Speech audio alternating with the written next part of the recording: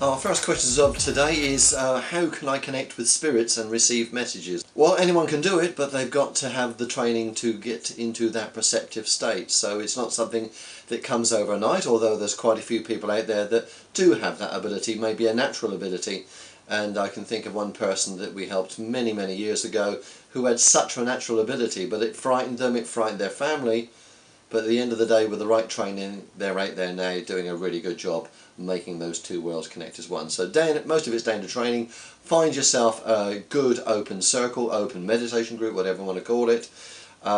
Make sure you're comfortable with that, and just progress from there. Any other problems or issues or questions, come back to me, and I'm sure we can help you to move forward with that.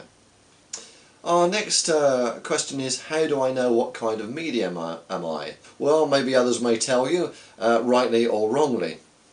I see in this particular way there's two types of mediums out there. People who are quite naturally sensitive and are sensitive to what they give. I often call those spiritual mediums. The other ones can be what called is quite psychic mediums, where they feel and sense things all the time, but they don't always validate their messages, and that's the biggest problem you have. A message should only be support, love and guidance. End of story.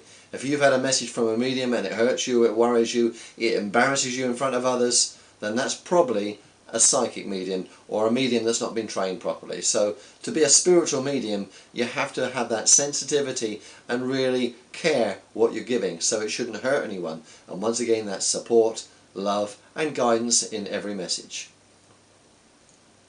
Our next question is channeling. How do I do it?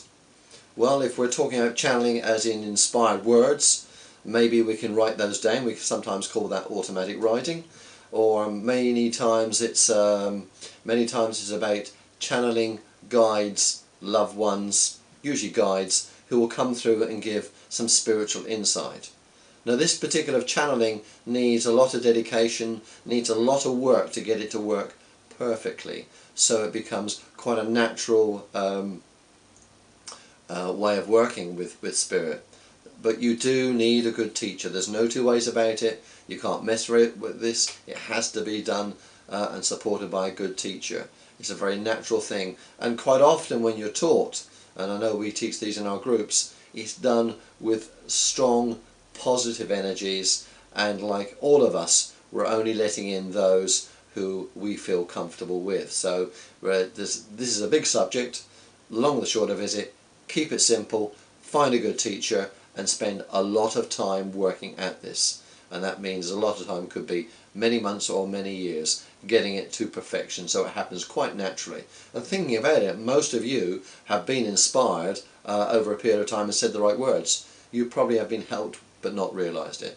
It's a subject that we could probably take to one of our spirit sessions, because I think that's quite important to get to that sort of stage. It's in-depth, but anyone can channel with the right training. Now next one is from one of our students from our group. On the last open circle, the last experience was fantastic. Thank you very much for that comment. I don't remember the name of my inspirer. How can I know more? Well, it's a very complex way of channeling, because it usually is pulled through from the subconscious, and the conscious mind just acts as a channel. So therefore we don't realise what we're saying always. Our teacher should, and basically it can be recorded. Although once you become more open to the channeling, it's done in a very light way, it's light channeling, you may start to remember it, but you will have to write it down like automatic writing. You have to write it down, otherwise you'll forget it, because your conscious mind just becomes the receptor for that information coming through. So the more you work at it, the more you'll know about it, the more your guide will probably show themselves, if that's the term we use, or make a connection with you. We have to understand it. It's a subconscious to conscious act, and therefore we're creating that connection. And when I say act, it's a communication, not as in act as in playing act. It's a way of developing it time and time again. Find a good teacher once again, and really thank you for that last comment, because I'm glad you enjoyed the exercise. Like most things, we guide and support people through with lots of positive energy, with lots of laughter, and a really happy group will make a big difference. Our last question we have at the moment is, how can I know that what I'm listening is not my imagination? And that's comes down to practice. How can I know what I'm picking up is not just purely my imagination?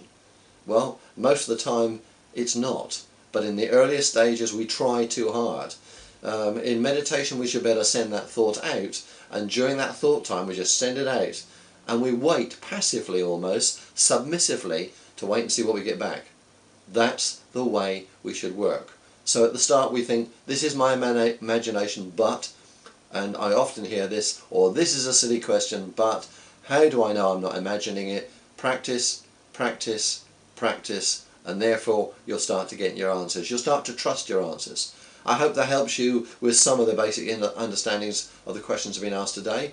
If you got more, we have new details out there. New email address now is AskAdrian to reply, and that 2 is at number 2 at gmail.com. All the details are on our Facebook webpage. If not, drop us a line in the comment box below and I'll catch up with you soon. Thank you. Bye bye.